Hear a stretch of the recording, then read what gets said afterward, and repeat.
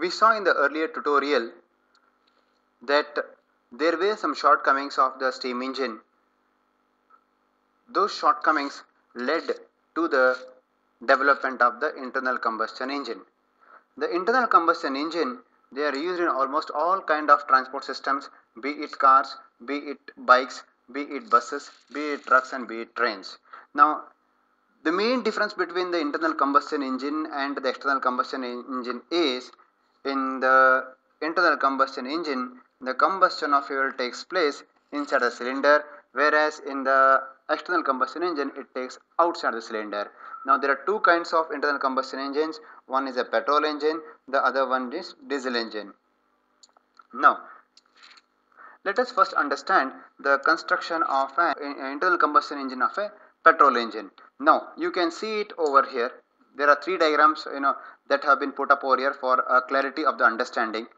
Now the first one is, now this one is called as crankcase. In the crankcase we can see a crankshaft and a connecting rod. Now this is called as crankshaft. Now this is a connecting rod. This connecting rod is connected to piston. This is a piston to this. Now the entire unit is placed in a cylinder block. Now this is a cylinder block which is supplied with a cooling water to ensure that the engine remains cool. Now the next one is combustion chamber. Now this is where the entire combustion takes place. Okay, now there is something called as inlet valve over here. Now this is an inlet valve. There is also an exhaust valve or an outlet valve. Okay, now this is called as a cylinder head. These two are called as cylinder head. Now this is a place from which the mixture of air and fuel enters into. From the carburetor, a predefined mixture of air and fuel that enters into the inlet valve. Now this is a spark plug. Now you can see it over here. The inlet and the exhaust valves, they are connected to a spring, which in turn, this is a spring over here.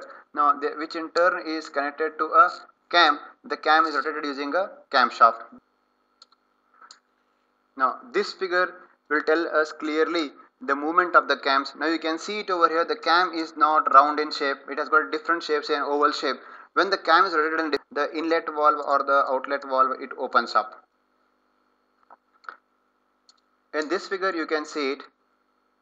Okay, the cylinder has a top dead center and the bottom dead center. Now the distance between the top dead and center and the bottom center within which the piston moves, it's called as a stroke of the piston. The entire unit is put into a cylinder valve, which is okay. The movement of the piston, the movement of the piston inside the cylinder makes the crank move. So in this case we can see that a linear motion is converted to circular motion. Now again we can see a spark plug or a fuel injector over here. There is one more figure for your clarity of understanding. In this case you can see how a fuel and air enters into the inlet valve. You can see the piston in a three-dimensional way. You can see the rotation of the cams on the crankshaft. Okay, you can see how the compression and the fuel air is entering into this one. The inlet, it enters over here. You can see the spark plug over here. So all in all, we can say that in a typical petrol engine, now there is an airtight piston. The piston moves inside a cylinder smoothly over here. It is completely airtight. The cylinder head is provided with two valves, that is an inlet valve, then inlet valve and exhaust valve. The piston is linked to the crank with a crankshaft. You can see it over here. Connecting rod, a crankshaft connected to the in the entire a crankcase. This is a crankcase. The crankshaft, it converts the linear motion of the piston into a rotational motion. This movement over here, it converts linear motion into rotational motion. The engine is connected to a carburetor over here, in which the petrol and the air, they are mixed in proper proportions before they are let into the engine. Now the working cycle of the typical internal combustion engine, it has got four stages. The first stage is called as intake stroke. The second one is called as compression stroke. The third one is called as a power stroke. The fourth one is called as an exhaust stroke. Let us study each of these stages one by one. In the first stroke, that is the intake stroke, the piston moves away from the cylinder head. The cylinder head is over here. Let us call it as CH. The piston starts moving from the cylinder head, that is bottom towards bottom. Okay. Now the movement of the cylinder head from this position to this position, it creates a low pressure in this region.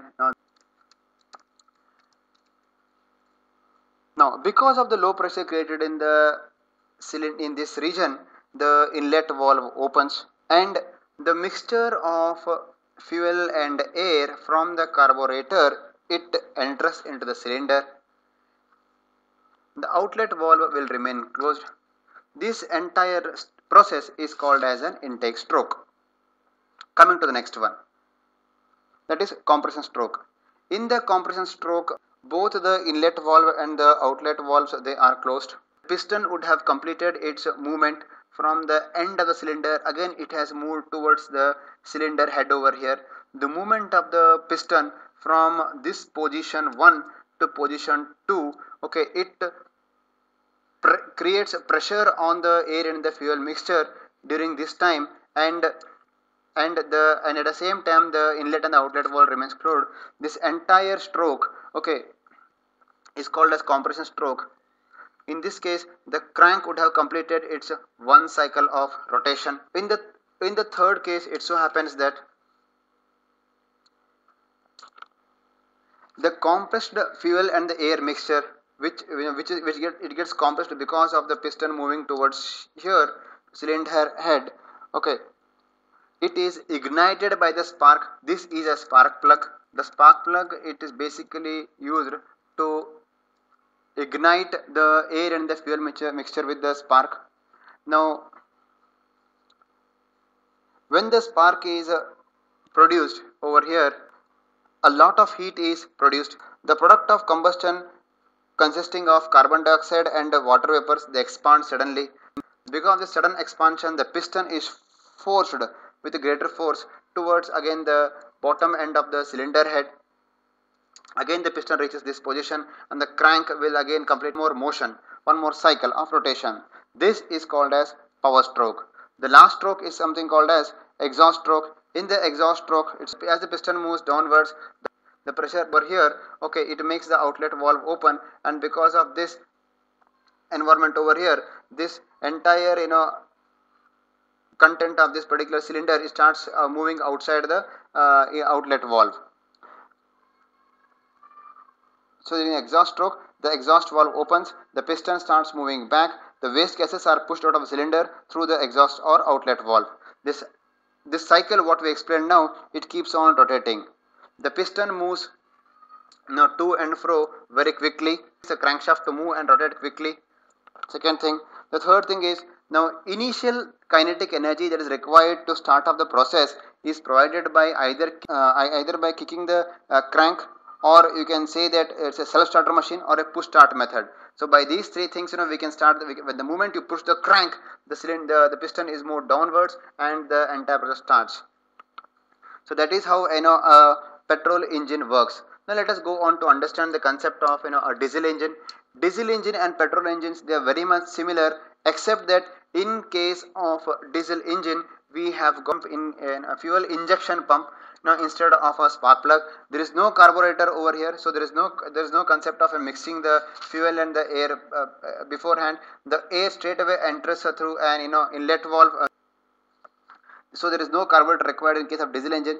The working cycle of diesel engine also, it consists of, there are again 4 strokes in this case, like the one which you have stated over here. That is, you have got an intake stroke, you have got a compression stroke, you have got a power stroke, and then you got an exhaust stroke. Now during the intake stroke, it so happens that the filtered air, see it is in intake stroke, the filtered air is let into the inlet valve,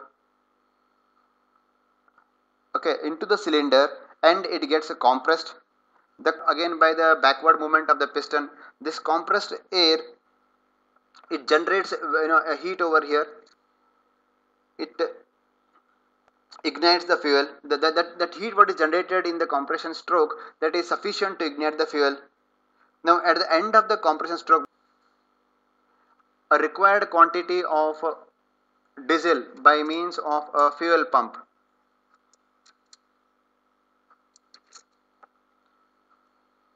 is injected into a cylinder, diesel bursts into the flame instantaneously.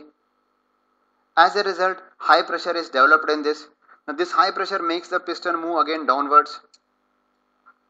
Now, during the expansion stroke, the piston is pushed. The momentum gained by the piston maintains the other three strokes.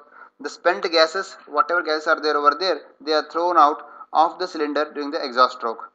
Now that is how a diesel engine works. So let me again explain it to you in brief. The construction of the entire diesel engine is very much similar to that of the petrol engine, except that the fuel injection pump is in place of spark plug. There is no concept of carburetor in this case. The carburetor is not required in a diesel engine. The working cycle of the diesel engine also consists of 4 strokes. There is again, you can see an intake stroke, you can see a compression stroke, you can see a power stroke and an exhaust stroke. Now this is how a petrol engine and a diesel engine works. Let us understand the concept of efficiency of heat engines. Now the efficiency of heat engine is defined as work done, that is output, divided by input. Input is heat supplied,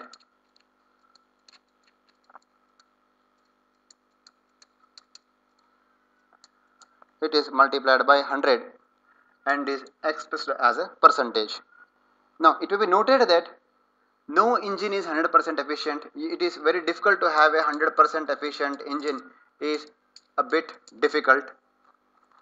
The efficiency of engine can be about 40%, whereas of steam engines it will be 15% of.